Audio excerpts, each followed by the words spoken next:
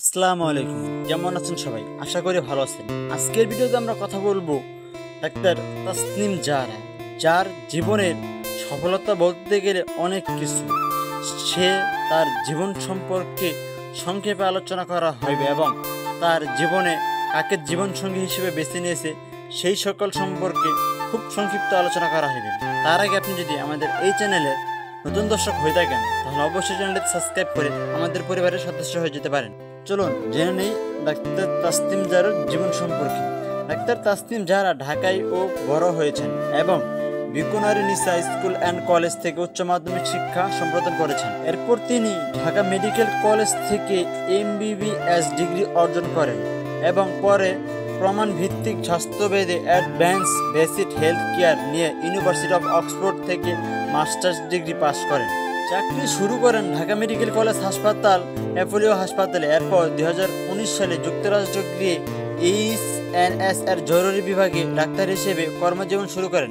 2021 সাল থেকে তিনি ক্রমব্রোড university hospital and international medicine ডেনিস হিসেবে কর্মরত এবং Cambridge University of clinical supervisor পদে শিক্ষার্থী পরিচালনার দায়িত্ব পালন করেন।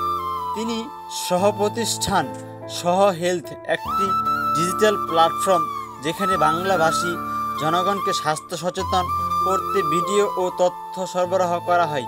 এর মধ্যে রয়েছে সহ প্রেগন্যান্সি অ্যাপ এবং গর্ভবতী মহিলাদের জন্য সাপ্তাহিক ভিত্তিক নির্দেশনা দেয়। করোনা মহামারীর সময় তিনি বাংলা ভাষার প্রমাণ ভিত্তিক স্বাস্থ্য ভিডিও তৈরি ও প্রচার করেন, যা দ্রুত জনপ্রিয় হয়ে ওঠে এবং তিনি প্রেজেন্ট 90+ মিলিয়ন অনুসারী এবং প্রায় অর্ধ বিলিয়ন ভিউ। যুক্তরাষ্ট্রের সরকার G7 ভ্যাকসিন কনফিডেন্স সাবমিট এ ঢাকে ভ্যাকসিন লেমুরনা হিসেবে স্বীকৃতি দেয়। একমাত্র বাংলাদেশ হিসেবে এই সম্মাননা অর্জন করেছেন। বাংলাদেশি সংবাদ মাত্রকে 2021 সালে চান্স মার্কার হিসেবে বিবেচনা করে তার কাজের জন্য। 2024 সালে তিনি জাতীয় নাগরিক কমিটির NCP মাধ্যমে রাজনীতিতে প্রবেশ করেন। পরবর্তীতে জাতীয় নাগরিক পার্টি এবং সুপার 10 নেতৃত্বের দলের একজন হিসেবে দায়িত্ব নেন। মানসিক স্বাস্থ্যের সচেতনতা বৃদ্ধির পক্ষে তিনি সোচ্চার এবং বাংলাদেশ স্কুল প্লাট কার্যক্রম মানবিক স্বাস্থ্য শিক্ষা অন্তর্ভুক্ত।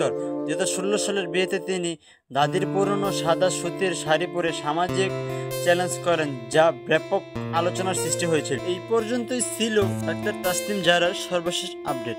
পরবর্তীতে আপনারা কোন সেলিব্রিটি নিয়ে আপডেট চান অবশ্যই কমেন্টে জানাবেন এবং আজকের এই ভিডিওটা কেমন লাগলো কমেন্টে মন্তব্য করে যাবেন। আমি আবারও বলছি, আমাদের চ্যানেলে যদি নতুন দর্শক হয়ে থাকেন তাহলে অবশ্যই চ্যানেলটি সাবস্ক্রাইব করতে ভুলবেন না।